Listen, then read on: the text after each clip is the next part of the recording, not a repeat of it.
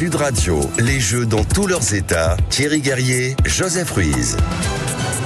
Et oui, c'est parti avec vous, Joseph. Bonjour. Bonjour Thierry, bonjour à tous. Alors avec Joseph Ruiz, l'actualité des JO, on est en plein dedans depuis vendredi, depuis même 2 jours auparavant. Et puis bien sûr, les coulisses. Alors bon, les Bleus, une magnifique dynamique, 8 médailles déjà, 3 médailles d'or, bien sûr, on va y revenir.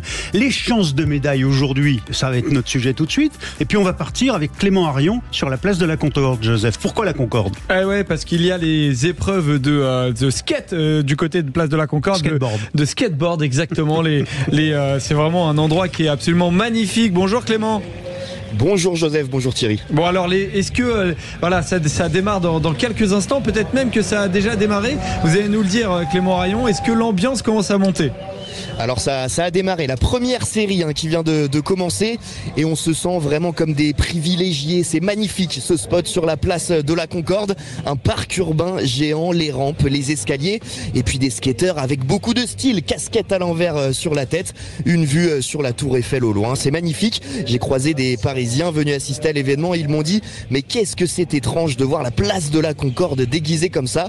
C'est un petit peu la magie des Jeux Olympiques. 4000 spectateurs attendus pour assister au skateboard aujourd'hui et puis il fait très chaud, 30 degrés attendus dans l'après-midi. Bon alors moi je suis pas un grand spécialiste, il y a longtemps que je fais plus de skateboard. Clément Arion ou Joseph, j'en ai jamais fait de mon côté. Il y a des chances de médailles au skateboard pour les Bleus ? On a 3 Français en lice. Le premier c'est Aurélien Giraud, le Lyonnais est dans la forme de sa vie, champion du monde 2022. Il a même remporté la Street League à Paris en février dernier. Giraud vise l'or, le reste ne l'intéresse pas, c'est ce qu'il a déclaré. On a perdu. Alors, on a perdu Clément Arion et donc. Et pourtant, c'est pas loin la Concorde des studios. Exactement. Non, mais comme quoi, des fois, il y a Aurélien Giraud, du coup, qui est très très attendu, comme Clément le dit, il vise l'or. Il y a 2 autres Français qui sont attendus. C'est Vincent Milou qui est attendu et Joseph Garbaccio. C'est vraiment deux athlètes qu'on attend avec impatience. Et à noter qu'on suit aussi dans les JO dans tous leurs états actuellement Enzo Lefort qui en sabre homme du côté de l'escrime est en train de combattre. Il est en train de perdre de seulement une touche, 4-3 contre Chen. Donc on suit ça bien évidemment. Donc on suit et ce matin, on suit l'escrime exactement. Et il y a Sarah Balzer qui s'est qualifiée ce matin comme 2 judokas. Donc les Français sont bien lancés, Thierry. Ouais, Clément, on vous a retrouvé. Vous êtes là, toujours avec nous ? Ah, je suis là, pardon. On a été coupé. On a été un petit peu coupé, Clément, vous nous parliez des chances françaises. Alors par contre, faut nous expliquer, on ne connaît pas grand-chose au skateboard avec Thierry, on va pas se mentir. Faut nous expliquer quand même un peu les règles. Je vais vous expliquer. La compétition se divise en 2 phases et ça a déjà commencé, comme je vous l'ai dit, 2 passages de 45 secondes appelés des runs. Donc c'est une première étape où en fait on réalise des tricks, des figures et il ne faut surtout pas tomber pour gagner un maximum de points. Et puis la deuxième phase, c'est là où les skateurs ont le droit à 5 tentatives pour réaliser les plus belles figures possibles. Les séries ont commencé, 22 concurrents et les 8 skateurs qui obtiennent les meilleures notes du jury se qualifient pour la finale de 10. Ouais, donc si j'ai viens d'apprendre un truc, le run au skate est l'équivalent du set au tennis. Exactement. C'est des manches comme exactement. Ça. Génial. Alors, autre sujet, on va essayer de comprendre les règles et comment ça s'est passé avec le VTT, Joseph. Merci Clément. Exactement. On va tout comprendre au VTT parce qu'on a une championne absolument incroyable, presque une légende, peut-être même une légende. Mais Vincent Barthaud va nommer très clairement Pauline Ferrand-Prévot. Exactement. Bravo à elle. Voilà, il faut retenir ce nom. Et si vous ne le savez pas encore, vraiment, il faut regarder ces images incroyables sur la colline d'Elancourt. Elle est championne olympique et on en parle avec Vincent Barthaud. Bonjour. VTT. Bonjour à tous. Alors bonjour, vous êtes ancien maillot jaune du Tour de France, vous venez de publier complètement Barthaud, ma vie de vélo en 100 histoires d'équipe, aux éditions Solar. On a vu l'émotion de Pauline Ferrand-Prévot, ses larmes sur le podium quand elle a reçu sa médaille d'or. Vincent Barthaud, pourquoi cette médaille d'or est-elle décrite comme une libération ? Alors, écoutez, elle a savouré, elle a enfin croqué l'or, comme dirait l'autre, après 3 Olympiades compliquées, après Londres, après Tokyo, après Rio, où elle avait vraiment tout loupé. Elle a enfin réussi à croquer l'or ici à Paris. Et effectivement, elle avait déjà tout gagné. Il faut savoir quand même qu'elle a été championne de France, championne d'Europe, multiple championne du monde. Il lui manquait plus que le titre olympique. Là, c'est fait dans une joie immense. Elle a fait beaucoup d'efforts avant, elle a travaillé énormément, elle a changé pas mal dans son alimentation, dans sa façon de se préparer. Elle a trouvé aussi un nouveau groupe, Ineos, qui a tout mis en œuvre pour qu'elle puisse réussir. Et effectivement, hier, c'était une joie immense. Hein. Elle a tellement dominé les autres qu'elle a eu le temps de manger un cornet de frites avant que la deuxième arrive, c'est vous dire. Faut le manger quand même en 2 minutes 30, on risque d'avoir un peu mal au ventre, Vincent, par contre. Non, si on met pas de mayonnaise, ça passe mieux. C'est vrai. Est-ce qu'on peut décrire aujourd'hui Pauline Ferrand-Prévôt comme une légende? Oui. Après, vous savez, les légendes, oui, mais je pense que oui, dans son sport, il faut quand même saluer. C'est une femme, c'est un sport qui est difficile. Il y a beaucoup de contraintes, donc effectivement, quand tu gagnes tout comme ça, il n'y a pas de raison qu'on ne puisse pas la mettre sur un piédestal comme ça, comme une légende du sport français, effectivement. Ouais, elle avait du coup 2 minutes 57 exactement d'avance sur l'Américaine Hailey Batten. Elle a eu des galères quand même, Pauline Ferrand-Prévôt. Elle s'est aussi cassé les dents sur les dents, carrément. Ouais, exactement. C'est pas une expression. Alors c'est Loana Lecomte qui est malheureusement tombée et qui a failli se casser les dents, mais heureusement elle va bien. Elle pouvait aller chercher une médaille, Loana Lecomte. Mais Pauline Ferrand-Prévôt, elle a eu des galères. Elle a été blessée pendant plus de 4 ans. Elle a eu des problèmes aux jambes, de circulation sanguine, Vincent Barthaud. Et voilà, c'est ce qu'il y a derrière ce titre de championne olympique. Il y a une femme qui a énormément de détermination pour finalement accrocher son rêve. Oui, effectivement, elle a traversé des périodes forcément pas faciles. Vous savez, quand vous dominez comme ça dans le VTT, puis qu'il suffit simplement, c'est comme hier, elle a aussi été quelque part chanceuse parce qu'elle a eu aucun problème mécanique et autres. Et vous savez que physiquement, quand vous avez des petits soucis comme elle a eu, elle s'est fait opérer effectivement à l'aine iliaque, enfin tout un petit problème au niveau de la haine, ça a été très long. Et puis après, sa vie aussi a changé au niveau familial. Elle a fait la connaissance d'un coureur professionnel, Dylan Van Baarle, qui est à Ineos. Voilà. Et c'est important.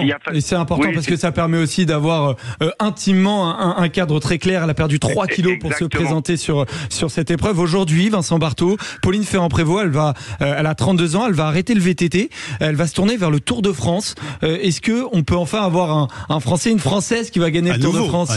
Ça va être quoi l'objectif? Ouais, écoutez, on va espérer qu'elle succède à Jeannie Longo, qui a été notre dernière grande championne sur le Tour de France.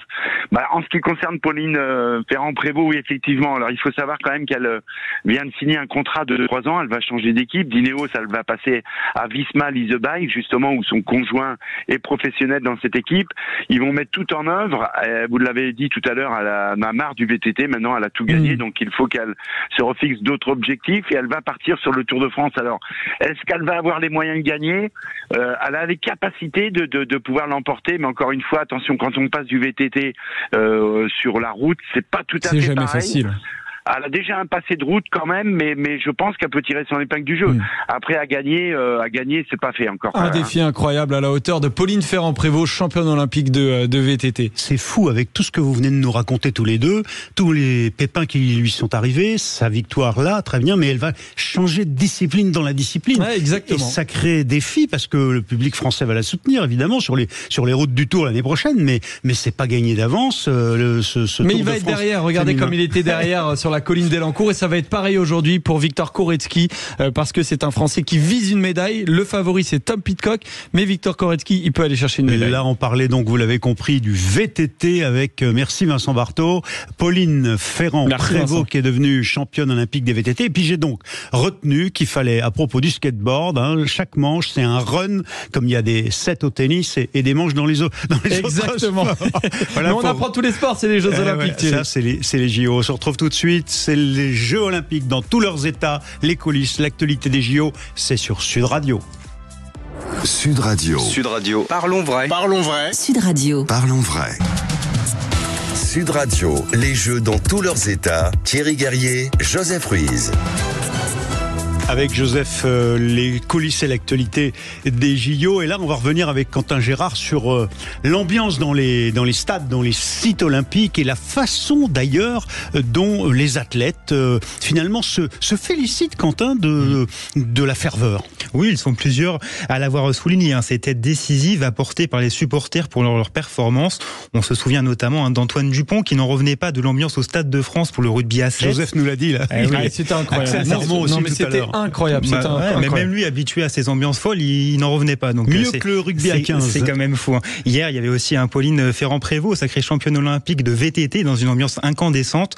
Ou encore un Léon Marchand qui a remporté l'or aux 400 mètres 4 nages. Et écoutez, les 15 000 personnes hier à la Défense Arena dès qu'il sort de l'eau pendant la brasse.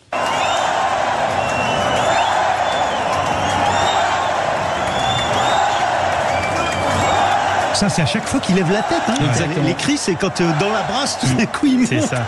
C'est fou. Ambiance qu'il a lui-même décrite comme folle quelques minutes après au micro de France Télévisions. Il y a une autre compétition, Quentin, qui a particulièrement retenu l'attention niveau ambiance. Oui, c'est l'escrime, épreuve qui se déroule depuis hier au Grand Palais à Paris. 2 immenses tribunes se font face avec plus de 6000 personnes. Et hier, ce public n'a pas manqué de pousser Yannick Bourrel pour remporter sa médaille d'argent. Et le maintenant vice-champion olympique n'était pas vraiment habitué à ce genre d'ambiance. Réaction sur France Télévisions. C'était un truc de fou. Cette ambiance est magique. Pour un escrimeur qui concourt souvent dans un stade vide, là c'est indescriptible. Il y en a Yannick Bourrel, c'est important de souligner leur nom, médaille d'argent donc à l'escrime, Quentin. Et en ce moment, c'est le français. Un autre nom à ne pas oublier, c'est Enzo Lefort qui est en lice pour les 16e de finale d'escrime contre le Chinois Chen au Grand Palais. Partout pour être exact. Oui, et je peux vous dire que l'ambiance est tout aussi impressionnante. Ouais, effectivement, Enzo Lefort qui est actuellement au Grand Palais et qui a besoin du public pour être poussé, mais on espère qu'il va se qualifier, Enzo Lefort. C'est une belle chance de médaille. Alors tout ça, avant même que la canicule ne se déverse sur le nord de la France, au nord de la Loire, ça fait monter le thermomètre bien sûr à Paris, sur les fan zones, sur les sites. Mais on va voir aussi l'impact que va pouvoir avoir au cas déjà, d'ailleurs dans le sud, dans tous les sites où il y a du rugby et du foot, la température, la montée de la canicule sur les athlètes, Joseph. Exactement, Thierry, c'est en train de monter cette température du côté de Paris, mais aussi dans les autres villes où les Jeux Olympiques sont organisés. On est avec Patrick Marlière. Bonjour. Bonjour. Patrick Marlière, vous êtes météorologue, directeur de Media Weather. Déjà, on va faire un point très factuel. Quelles sont les températures? Déjà, on va commencer par Paris et la région parisienne aujourd'hui et peut-être aussi demain. Oui, alors c'est vraiment ces 3 jours qui vont être préoccupants dans la surveillance des températures extrêmes, puisque je regardais à midi, alors en Corse on dépasse déjà les 37 degrés, dans le sud de la France autour de la Méditerranée les 35 degrés, et je vous raconte pas le nombre de villes où les 30 degrés ont été dépassés depuis ce matin à 10 heures. Ça dépasse le nord de la Loire, ça traverse la Loire Ah oui, déjà. Ah oui, ça remonte, ça remonte déjà. Donc pour la région parisienne, on sera donc autour des températures de 30 à 32 degrés cet après-midi. Actuellement, là, les températures, au niveau des températures maximales, je regarde juste un instant sur Paris, on est entre 27 et 28 degrés déjà autour de la région parisienne. Wow. Et puis ça remonte, c'est vraiment le sud-ouest. Et alors, on parlait des matchs de foot à Bordeaux. Bordeaux, où le mercure est déjà à plus de 34-35 degrés à midi, on va dépasser certainement, on va avoisiner les 40 degrés cet après-midi. Donc la situation est vraiment préoccupante et ça va encore augmenter d'un palier demain. Donc la situation est vraiment préoccupante pour ce mardi. Cette fois sur l'ensemble du territoire, quasiment sur tout le pays, on va dépasser les 30 degrés. Cette journée de mardi, les 40 degrés dans le sud-ouest et autour de la Méditerranée et en Corse, et entre 35 et 38 degrés sur la région parisienne. Donc la situation vraiment est préoccupante et la vigilance pourrait monter d'un cran, notamment autour de Paris. Alors il y a effectivement un dôme de chaleur qui pourrait se former autour de la région parisienne. Est-ce que vous pouvez nous expliquer ce phénomène? Et est-ce que ce dôme de chaleur, il n'existe qu'à Paris, ou est-ce qu'il y en a un par exemple à Bordeaux ou à Marseille, où on le rappelle, il y a aussi des matchs de football qui sont organisés dans le cadre des Jeux Olympiques aujourd'hui et demain? Les dômes de chaleur autour des grandes métropoles existent depuis très longtemps, mais évidemment ils s'intensifient lorsqu'on est en présence de telles températures normales. Donc là, mais c'est quoi ces dômes de chaleur? C'est que l'air est concentré et bloqué au niveau du sol dans les conditions atmosphériques qui sont dues à des conditions anticycloniques. Ça veut dire que ça fait un peu comme si on posait un chapeau au-dessus de Paris et l'air pollué reste ici au-dessus. Et malheureusement, la chaleur s'intensifie davantage. Donc c'est pour ça qu'il fera beaucoup plus chaud dans le centre de Paris, beaucoup plus chaud dans les grandes métropoles, et c'est valable donc dans le sud-ouest, dans le sud-est, dans la région lyonnaise certainement demain, et dans beaucoup de villes en France. Donc c'est ces îlots de chaleur, c'est vraiment préoccupant dans ce type de situation, mais souvent on compense ces îlots de chaleur par des accès à des brumisateurs, par exemple, et ça sera le cas dans pas mal de grandes villes en France. Ils ont effectivement installé pas mal de fontaines, notamment du côté de Paris et du côté de Bordeaux. Et la dernière question, alors déjà, il peut y avoir des orages après des fortes chaleurs. Patrick Marlière, à quoi on peut s'attendre, et surtout, voilà, c'est ça la question que je voulais poser. Est-ce que il peut y avoir un impact particulier à partir de 25-30 degrés, où c'est vraiment au-dessus, où il faut pas faire du sport à partir de certaines chaleurs? Au-delà d'une certaine température, effectivement, c'est plutôt déconseillé pour la plupart des personnes et même pour les athlètes de haut niveau. 30 degrés, c'est acceptable? 30 degrés, on est dans la limite. Je veux dire que certains concurrents sont dans leur pays d'origine parfois habitués à de telles températures de façon régulière. Donc, pour certains, ça posera peut-être un peu moins de problèmes. Pour d'autres, c'est un peu plus compliqué quand on vient du nord de la planète. On n'est pas habitué à de telles chaleurs. Donc, surtout qu'il fait bon depuis le début des Jeux. Il fait bon depuis le début des Jeux, donc les sportifs ne sont pas forcément habitués, là.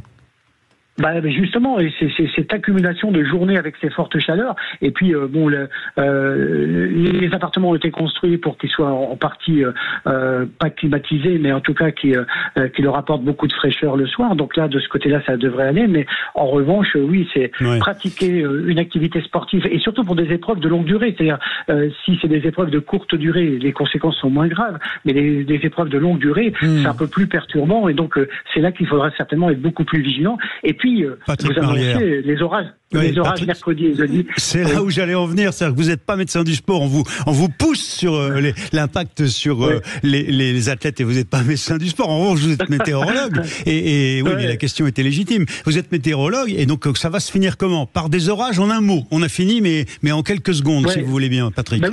Les orages pour mercredi et jeudi. Alors, en soi, dans ce type de situation, on a toujours cette dégradation orageuse qui fait suite à ces épisodes de forte chaleur. En revanche, ce qu'il faudra surveiller, et qui nous inquiète aussi, malheureusement, c'est que ça va donner de bonnes précipitations. Si ça tombe sur Paris et la Seine, ça va avoir de l'impact, notamment sur certaines épreuves. On a vu ça avec la cérémonie. On voit le soleil revenir aujourd'hui, on en est ravis, mais ça va peut-être retomber sur l'île de France essentiellement. Et Thierry, c'est important, mais s'il pleut énormément sur Paris, ça peut avoir un impact aussi sur les épreuves de triathlon. L'entraînement a été annulé aujourd'hui, donc on va suivre ça avec attention. Et l'actualité des JO avec les toutes dernières informations, ce sera dans un instant avec Jules Boscherini. Les JO dans tous leurs états, c'est sur Sud Radio. Sud Radio. Parlons vrai. Parlons vrai. Sud Radio. Parlons vrai. Sud Radio. Parlons vrai. Sud Radio, les Jeux dans tous leurs états. Thierry Guerrier, Joseph Ruiz. Avec Joseph, on vous commente évidemment en direct l'actu des JO. Alors Jules Boscherini, on va évoquer avec vous pour ce journal des sports des Jeux Olympiques, les Français du jour, la baignade dans la Seine. Joseph nous disait tout à l'heure que c'est pas gagné, et puis le skateboard. Et on commence tout de suite, Jules, avec les Français du jour. Ils étaient plusieurs à disputer des épreuves ce matin. Où en est-on? Des grosses performances pour les Bleus à la mi-journée, à commencer par celle qui a fait sensation à l'Arena du Champ de Mars lors du premier tour du tournoi des moins de 73 kilos en judo. Johan Benjamin Gaba s'est payé le luxe de sortir le vice-champion olympique et très expérimenté géorgien Lasha Chavda-Tuashvili.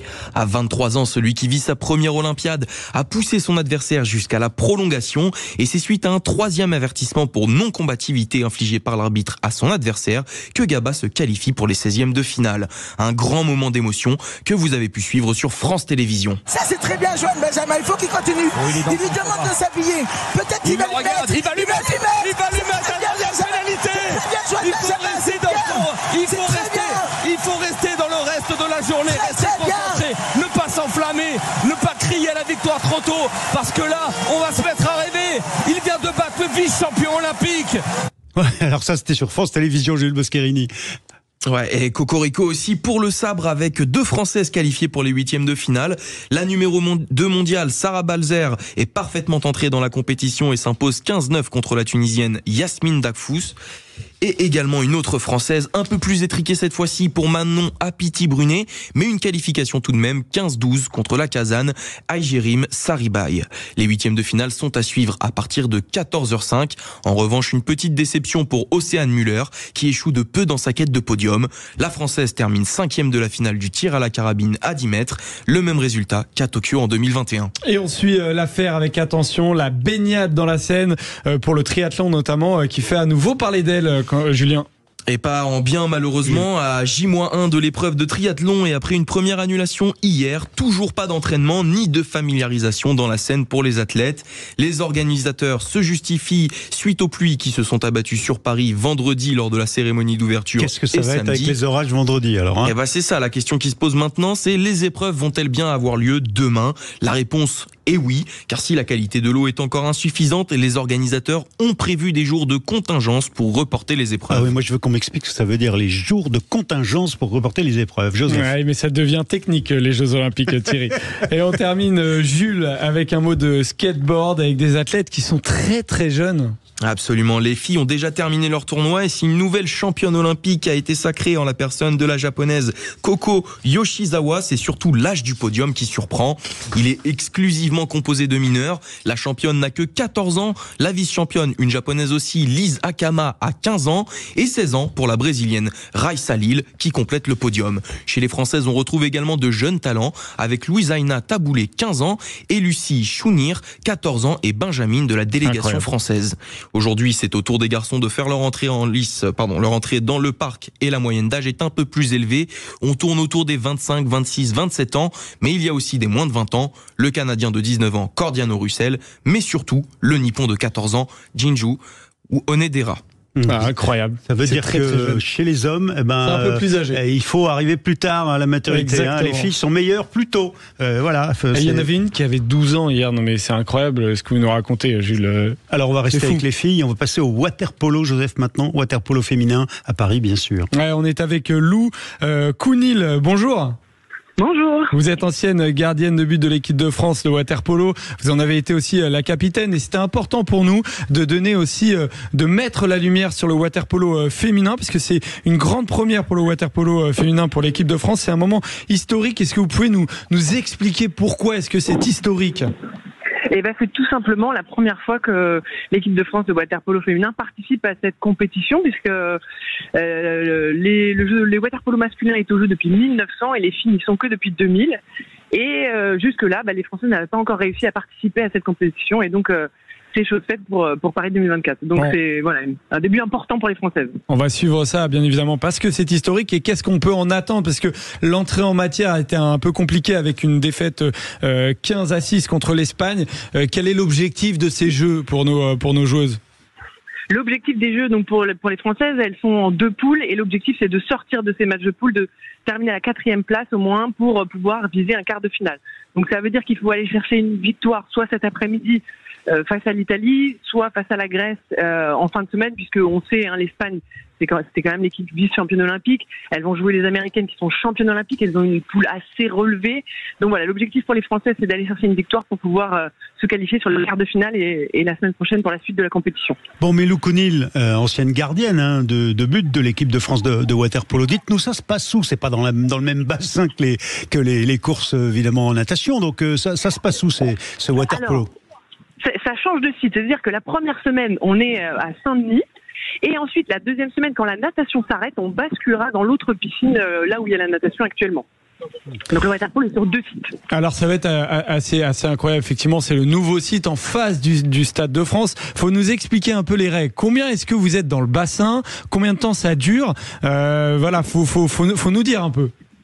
Alors, on compare souvent le water-polo au handball parce que il y a une organisation des athlètes qui est assez similaire. On a une gardienne, 6 joueuses de champ comme au handball, et on a un poste qu'on appelle la pointe, qui s'apparente un peu comme le pivot au handball, okay, qui est dans la défense. Et le match se déroule en 4 périodes de 8 minutes de jeu effectif, c'est-à-dire qu'on arrête le chrono à chaque arrêt de jeu finalement, ce qui fait à peu près 1 heure de match. Et comme au basket, on a un temps d'attaque limité. C'est-à-dire que quand on a la balle, on récupère la balle, on a 30 secondes pour aller marquer au but adverse finalement. L'objectif, bien évidemment, c'est de marquer le plus de buts que l'adversaire. Et quand on a une exclusion, une faute, comme au handball, on sort pas 2 minutes, mais on sort 20 secondes. Voilà un peu pour les principales règles. Faut le dire, Lou Counil, ancienne gardienne de but de l'équipe de France de water-polo. Le water-polo, Thierry, est-ce que vous y avez déjà joué ? Vous y avez déjà joué au water-polo ? Oui. Entre amis, voilà. J'ai joué au handball et si vous voulez, la vérité, c'est que le water-polo, c'est comme le handball, sauf qu'il y a un truc qui vous gêne et qui vous empêche de bouger, c'est l'eau quand même. Exactement. Mais alors, et c'est puissant, je peux vous dire. Et j'ai jamais été très bon à ça. C'est exactement là où je veux en venir, Lou Counil. Faut raconter parce que c'est un sport qui est extrêmement cardio. Vous avez le cardio qui monte très très haut. Ah grave, comme dit l'autre. C'est vrai que c'est un sport collectif. Mais c'est aussi un sport aquatique et c'est aussi un sport un peu de combat. C'est-à-dire qu'en plus, quand on est porteur de ballon, eh bien, l'adversaire a un peu un droit de charge. Donc, c'est vrai que c'est un sport qui est assez physique, surtout pour les athlètes qui jouent justement au poste de pointe on apparente au pivot ou handball, parce que là, c'est un véritable combat. Moi, j'avoue que dans les buts, c'était un autre type d'effort. Mais c'est vrai que pour les joueuses de champ, donc je l'ai pas dit tout à l'heure, mais les filles jouent en 25 mètres, les garçons en 30 mètres. Donc on enchaîne les allers-retours dans le bassin avec en plus un peu de combat avec l'adversaire. Il faut lever la tête pour prendre les informations. Un peu beaucoup. Oui. Il y a quelques coups qui sont envoyés sous l'eau. Faut le dire. Et puis c'est vrai que l'arbitre il est en dehors de l'eau et donc on voit pas toujours. Il voit pas toujours ce qui peut se passer sous l'eau. Donc c'est vrai que quand on a des retours caméra sous l'eau, c'est vrai que c'est assez intéressant de voir tout ce qui se passe, la dimension en fait de combat, de prise finalement comme au judo. Chez nous, chez les filles au maillot de bain, c'est vrai que ça s'attrape le maillot de bain et donc c'est toujours ça se coule carrément. C'est interdit de couler quand même les adversaires, rassurez-nous. Quand le joueur a la balle, on a un petit droit de charge quand même. On peut un peu, si on est bien entre lui et le but, on peut quand même appuyer sur lui. Donc ça fait encore plus de résistance pour les joueurs tout au long du match et c'est ça qui est fatigant finalement. Oui, moi je viens de découvrir un truc, c'est-à-dire qu'on vient de vous révéler un scoop sur Sud Radio, c'est-à-dire que quand même il y a des règlements de compte sous l'eau au water-polo dont on connaissait pas, on soupçonnait pas la nature. Dites donc. Ouais, c'est un peu comme au triathlon.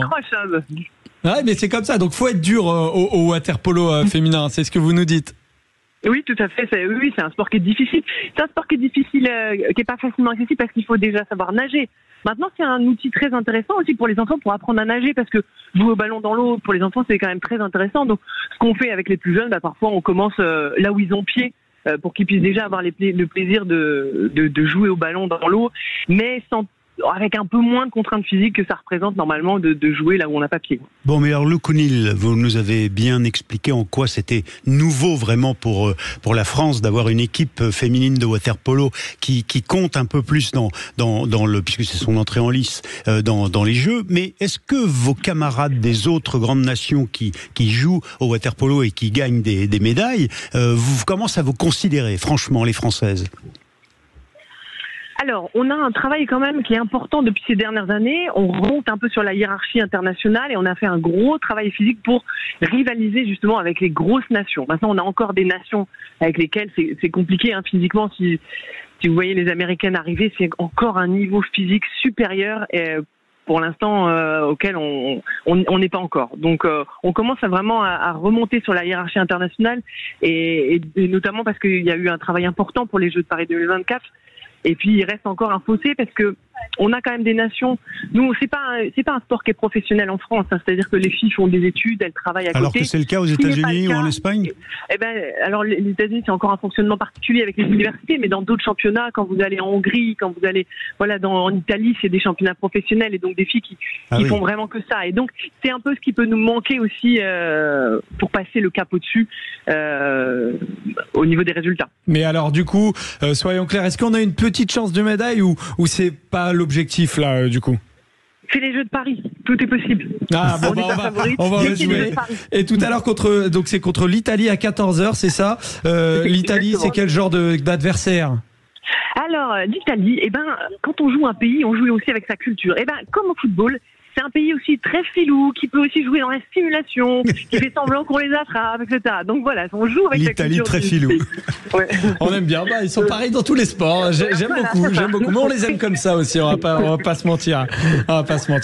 Merci à vous, Lou Conil. Vous êtes, je le rappelle, ancienne gardienne de but de l'équipe de France de water-polo féminine. L'équipe de France, donc on l'a bien vu, de water-polo qui chez les femmes, rentre seulement dans la compétition. Vous nous disiez avec une belle pirouette que les médailles, c'est peut-être pas l'objectif cette fois-ci, mais c'est les JO de Paris. On joue à domicile, on sait jamais. On les encourage, les femmes du water-polo féminin. Et on continue. On est sur Sud Radio pour les JO dans tous leurs états. Sud Radio, les Jeux dans tous leurs états. Thierry Guerrier, Joseph Ruiz.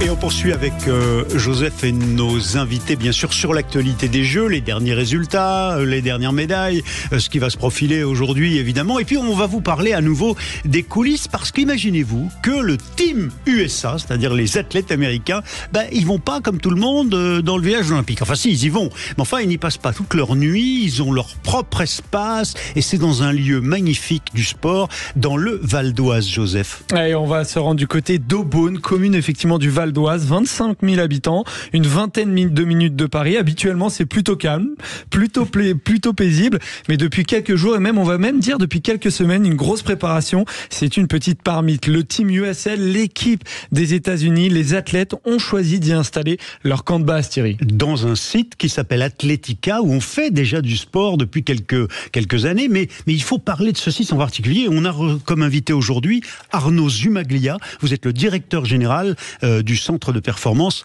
Atletica. Alors on reviendra sur le nom dans quelques instants, mais ça dit tout, Atletica. Mais pourquoi les Américains vous ont-ils choisi ? Bonjour, écoutez, je pense que les Américains nous ont choisis pour plusieurs raisons. Déjà, ils sont venus très tôt, puisqu'ils sont venus à notre rencontre dès l'été 2018. C'est l'une des plus grosses délégations en termes de volume d'athlètes.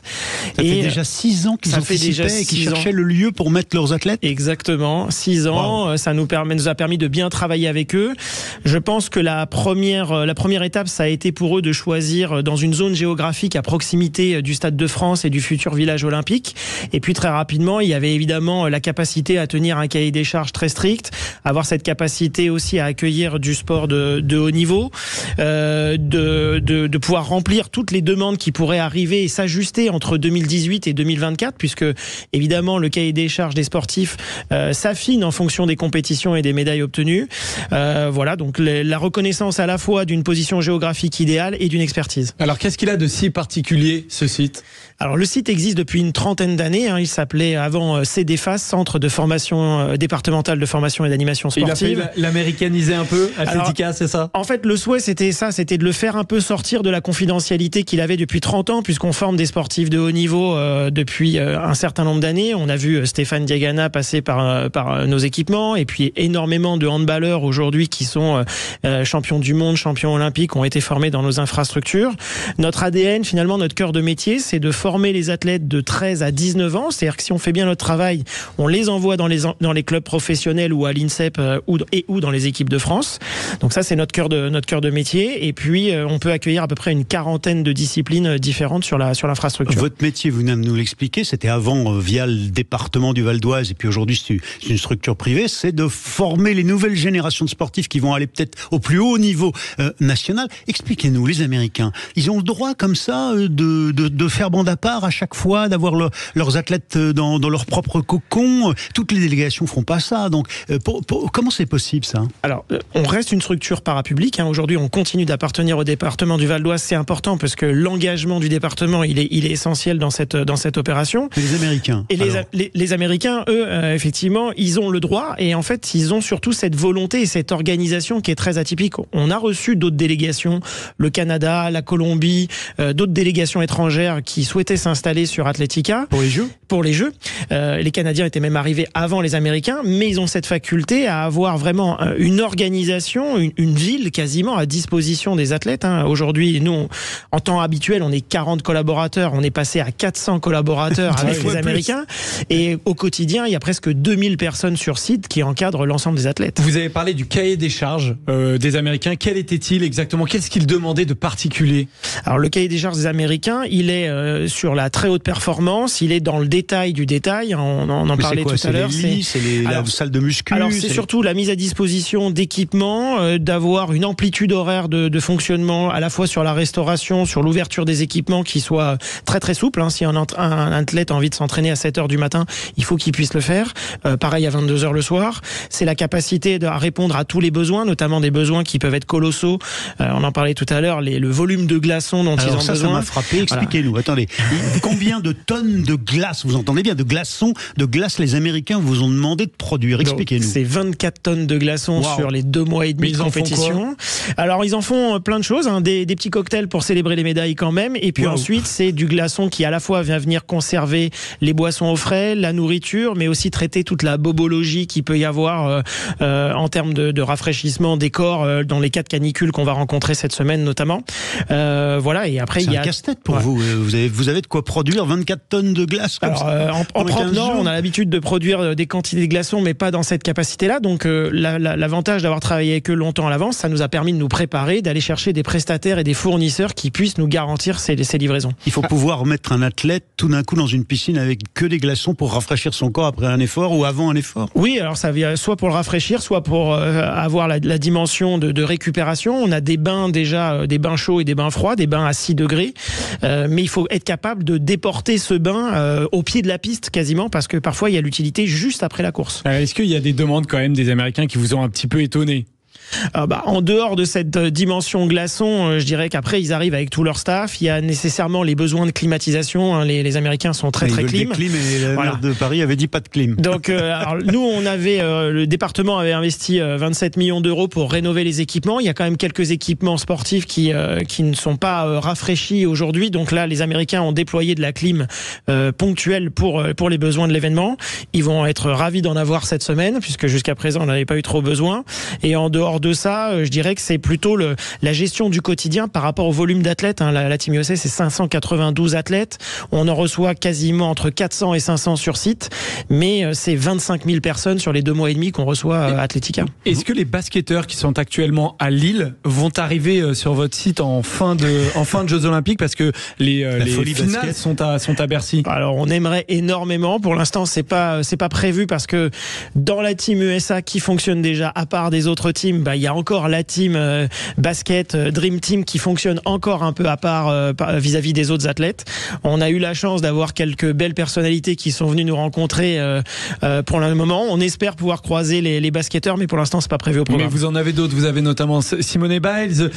Justement les grands champions comme Simone Biles, je sais que par exemple chez les Français, certains comme Pauline Ferrand-Prévot qui est championne olympique, ils sont dans un château, ils sont pas au village olympique. Est-ce que les grands champions américains sont sur Atletica, ou est-ce qu'ils sont un peu en dehors, dans des châteaux? Alors nous on reçoit très peu de sportifs, on héberge principalement tout le staff, on a 200 lits donc c'est assez limité, c'est beaucoup et en même temps c'est limité.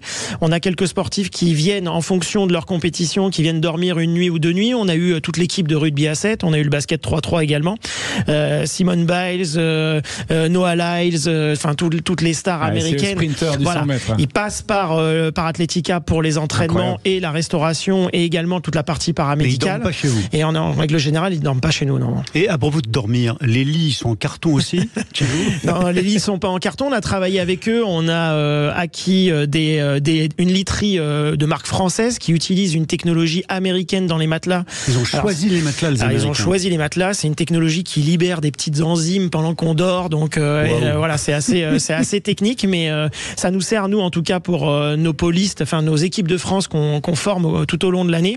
Et ça a été revalidé par les Américains pour permettre une meilleure régénération. Ouais. Ça a failli ne jamais arriver, le Team USA du côté de l'Atletica à Aubonne, parce que c'est une histoire d'email que vous avez vu. Faut nous raconter ça, parce que ça n'a tenu qu'à la détermination du Team USA de venir jusqu'à Aubonne. Oui, alors on n'avait pas, effectivement, à l'été 2018, on a reçu un email un petit peu bizarre d'une agence marketing chypriote qui se prétendait avoir tous les droits marketing de toutes les délégations olympiques. Donc ça semblait un petit peu suspect, et qui nous demandait surtout de venir revenir 48 heures après, qui nous laissait quasiment aucun délai. Nous, on était fermés parce qu'on était en travaux de rénovation. Donc, je leur avais proposé effectivement de venir, mais un petit peu plus tard, le temps que, on vérifie la véracité de l'agence, et puis 2, qu'on s'organise. Et puis, ils sont venus effectivement un peu plus tard, parce qu'ils sont venus 48 heures après, frapper à la porte en se disant, il y a de la lumière, donc on vient visiter. Et on était sur place pour les accueillir. Chez vous. Ils ont débarqué comme ça chez nous, donc on les a accueillis avec grand plaisir. On a commencé par 2 ou 3 heures de visite. C'était la première des 20 ou 25 visites qui ont eu lieu entre l'été 2018 et la fin 2019. Et donc des cadres du comité olympique américain. Tout à fait, des cadres du comité olympique et paralympique américain, du marketing, de la communication, de Los Angeles 2028 aussi, parce qu'il y a eu très vite un rapprochement entre le comité olympique américain et le comité d'organisation Los Angeles 2028. Et puis après, les différents représentants des différentes fédérations qui devaient venir sur site. Vous avez parlé de 27 millions d'euros d'investissement pour rénover le site. Du département du Val d'Oise. Exactement. Alors, comment il va être transformé ce site après les Jeux Olympiques? Vous avez dit que ça formait des athlètes français. Ouais. Est-ce que c'est une concurrence avec l'INSEP? Est-ce que vous marchez avec l'INSEP? Comment ça marche? L'Institut national d'entraînement physique. De la performance, tout à fait. Non, on fonctionne ensemble. En fait, aujourd'hui, il y a ce qu'on appelle le réseau Grand INSEP en France, qui regroupe les CREPS et des centres un petit peu en dehors des CREPS comme le nôtre. On répond à un cahier des charges commun qui fait que n'importe quel sportif français qui a besoin d'un soutien opérationnel ou de préparation physique, qui peut se rendre dans ce réseau Grand INSEP. Donc ça, c'est très important de montrer qu'on collabore ensemble. Les 27 millions d'euros ont permis de rénover principalement le bâtiment hospitalité, avec les chambres, les salles de formation, la restauration et toute la partie régénération. Et puis rénover également le plus vieil équipement sportif qui était sur site, qui est le complexe multisport Luc Abalo, qui porte le nom de notre handballeur qui a été formé chez nous et qui a été complètement rénové thermiquement. Alors ça s'appelle Athletica, c'est un site sportif magnifique qui est dans le Val d'Oise, au nord de Paris, à Aubonne. Nous recevions donc Arnaud Zumaglia, qui est le directeur général d'Athletica, et j'ai cru comprendre que beaucoup des appareils très spécifiques de musculation que les Américains avaient exigé d'avoir vont rester après pour les sportifs français. C'est formidable. Merci à vous. Alors Joseph, on va retourner maintenant en direct dans les JO, dans tous leurs états. On va retourner retrouver Clément Arion, ou ça? Exactement, du côté de Place de la Concorde. Clément, vous êtes avec nous. Alors on a été un peu coupé tout à l'heure. Vous avez pu nous dire quels étaient le début des chances françaises, mais pas la fin. Alors est-ce qu'on peut espérer une ou plusieurs médailles? Plusieurs médailles, Joseph. Je vais reprendre. Du coup, on a 3 Français en lice aujourd'hui. Là, actuellement, c'est la fin de la première série. Les Français vont donc arriver. Le premier, c'est Aurélien Giraud. Le Lyonnais est dans la forme de sa vie, champion du monde 2022, vainqueur aussi de la Street League à Paris en février dernier. Voilà, Giraud, il vise l'or. Il a dit que l'argent et le bronze, ça ne l'intéressait pas, tout simplement. Une autre chance de médaille, c'est Vincent Milou, originaire des Landes. Il avait fini 4e aux Jeux de Tokyo. 4e, cette place un petit peu terrible évidemment aux Jeux Olympiques. Donc il veut se rattraper. Milou qui peut séduire d'ailleurs avec un style très aérien, très spectaculaire.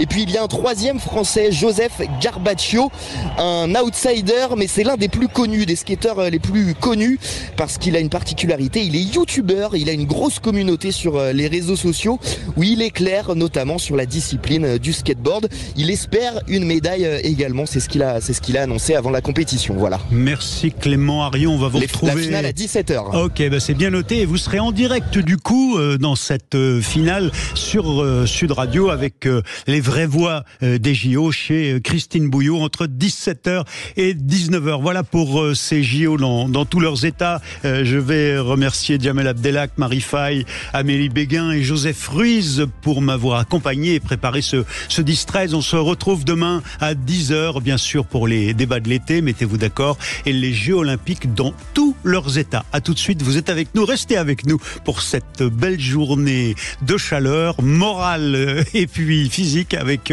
la météo sur Sud Radio. Sud Radio. Sud Radio. Parlons vrai. Parlons vrai. Sud Radio. Parlons vrai.